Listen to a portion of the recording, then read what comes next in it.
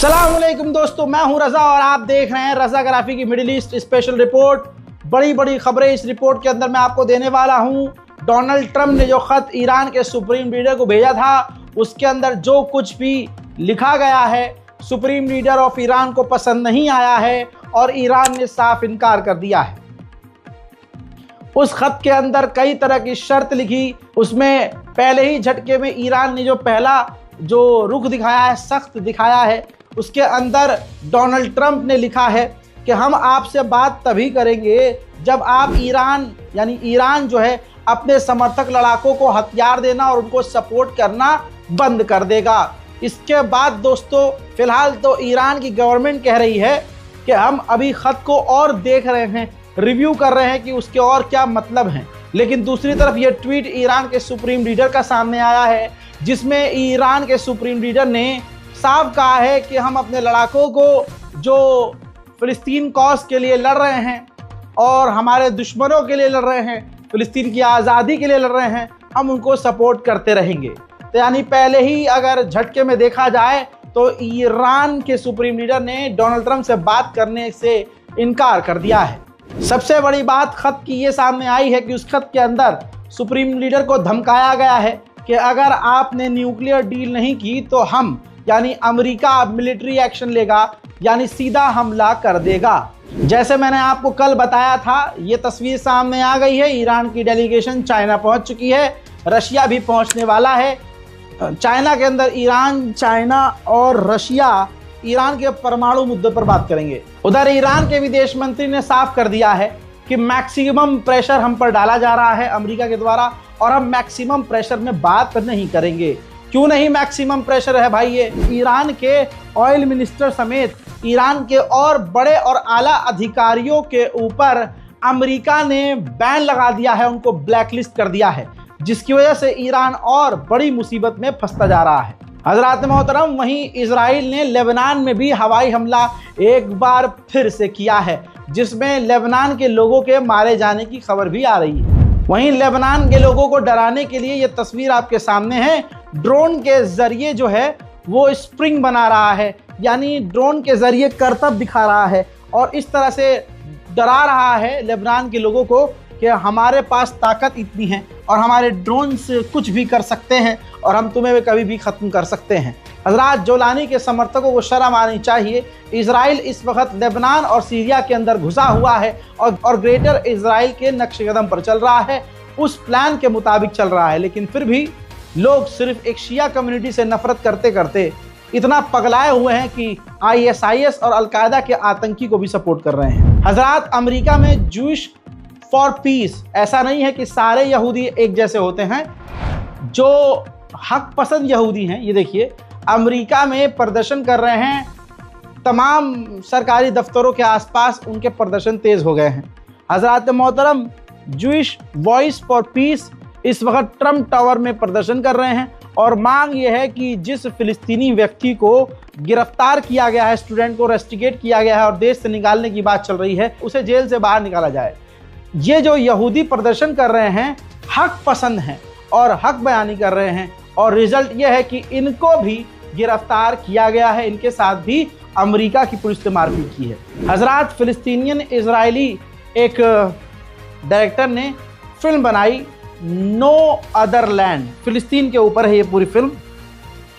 सबसे कमाल की बात यह है कि इसके अंदर फिलिस्तीन के लोग जिस तरह से सरवाइव कर रहे हैं, जो मुसीबतें झेले हैं, जो उनके साथ जुल्म हुआ है, कैसे कैसे वो यहाँ तक पहुँचे हैं, उसको दिखाया गया है। और सबसे बड़ी बात उसमें यह है कि ये फिल्म ऑस्कर जीत गई है, ऑस्कर जीत गई है। और इस फिल्म को मियामी के अंदर एक थिएटर में चला दिया गया। तो उस अमेरिका के मियामी के जो मेयर हैं, इतने उनके पिछवाड़े में आग लग गई है कि उस थिएटर को ही बंद करने की तैयारी कर रहे हैं। वहीं अमेरिका की येल यूनिवर्सिटी ने इस और लड़की को, एक और लड़की को जो है डॉक्टर हालिया दोतागी को अपनी यूनिवर्सिटी से सिर्फ इसलिए निकाल दिया क्योंकि ये फिलिस्तीन के मांग कर रही थी, फिलिस्तीन के हक के लिए, गाजा के हक के लिए बोल रही थी और प्रदर्शन कर रही थी। सबसे बड़ी बात ये यहाँ पर यह है कि फिलिस्तीनियों को, स्टूडेंट्स को गिरफ्तार करने के बाद और यूनिवर्सिटी से निकालने के बाद अमेरिका के तमाम अमेरिका के इस एक्शन से परेशान हैं और उनको ये पसंद नहीं आया है, क्योंकि फ्री स्पीच कहाँ रही।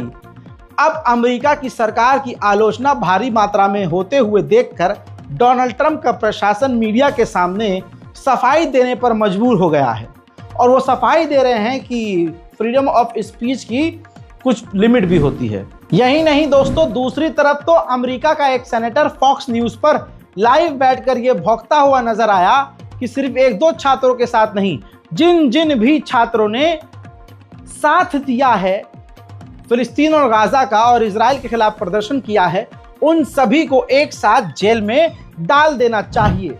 हजरात, वहीं दूसरी तरफ रिपोर्ट आपके सामने है, ऑस्ट्रेलिया के अंदर इस्लामोफोबिया डबल हो गया है।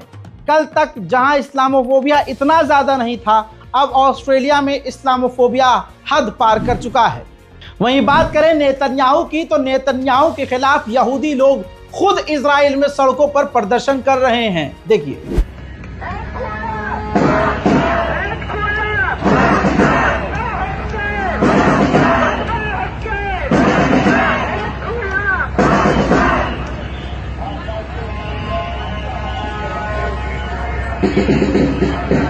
उधर अरब के तमाम देशों ने कतर के अंदर मुलाकात करी और मीटिंग की और गाजा को बनाने के लिए चंदा इकट्ठा करने का प्लान बनाया। ये वही है कि बर्बादी पर चुप रहेंगे और चंदा देकर मुंह बंद कर देंगे। गाजा और फिलिस्तीन के लोग तुम्हारी गद्दारी नहीं भूलेंगे। अय अरब, तुम्हारी गद्दारी फिलिस्तीन के मुसलमान नहीं भूलेंगे। मरता हुआ उनको और देखो, और फिर उनके परिवार को चुप करने के लिए कह दो कि हम चंदा दे रहे हैं। दूसरी तरफ तुम चुप रहो।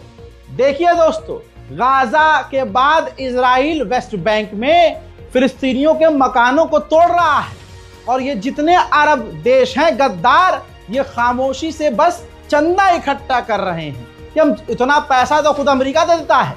डोनाल्ड ट्रंप तो खुद कह रहा है कि मेरे प्लान को मानो, मैं पूरा गाजा बनवाऊंगा। तो तुम में और इजराइल और अरब में फर्क क्या रह गया?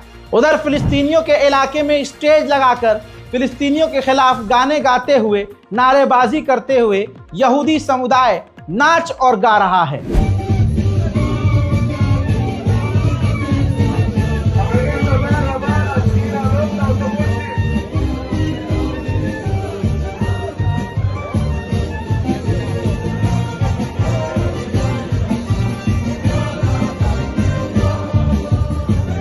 हस्बी अल्लाह व निअमल वकील। उधर बैतुल मुकद्दस में फिलिस्तीन के लोग तो जा नहीं पा रहे, लेकिन यहूदी भारी मात्रा में वहां जा रहे हैं।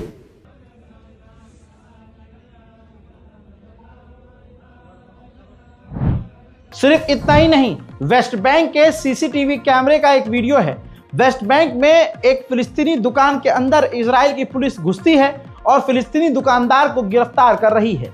यानी हर तरह से फिलिस्तीनियों को प्रताड़ित किया जा रहा है। वहीं फिलिस्तीन के समर्थन में न्यूयॉर्क में जो लोग प्रदर्शन कर रहे हैं, इजराइल के समर्थन में न्यूयॉर्क पुलिस प्रदर्शनकारियों को गिरफ्तार करने की धमकी दे रही है।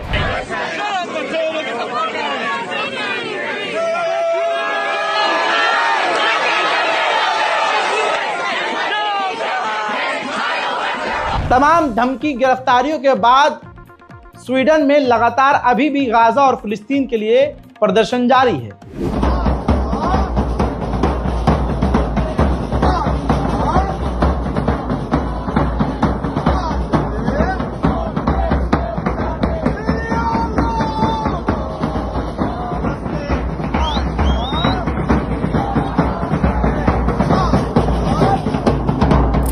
हजरात, अरब देशों की गद्दारी का तरीका मैं आपको समझाता और बताता रहता हूं। अब ये देखिए, अल अरबिया न्यूज़ ने इजराइल के पूर्व मिनिस्टर को बुलाया है और उनसे सवाल जवाब कर रही है। दोस्तों, जिससे बात तक नहीं करना चाहिए, अरब का टीवी चैनल उनको स्पेस दे रहा है, अपने प्लेटफॉर्म को इस्तेमाल करके उनको सफाई देने का मौका दे रहा है और जस्टिफिकेशन देने के लिए कह रहा है, जिससे अरब देशों में इजराइल के खिलाफ जो नफरत बढ़ी है वो खत्म की जा सके। और इसके पीछे भी इजराइल का ही प्लान है। दोस्तों, खुलासा ये हुआ, इजराइल के डिफेंस मिनिस्टर, पूर्व डिफेंस मिनिस्टर ने खुलासा किया कि जो बीबाज फैमिली है इजराइल की, वो 15 महीने पहले ही वो 2 बच्चे और उनकी मां मारी जा चुकी थी, लेकिन उनका नाम इस्तेमाल नेतन्याहू की सरकार ने अपने पॉलिटिकल फायदे के लिए किया। उधर कोलंबिया यूनिवर्सिटी तो पूरी नंगी हो गई है।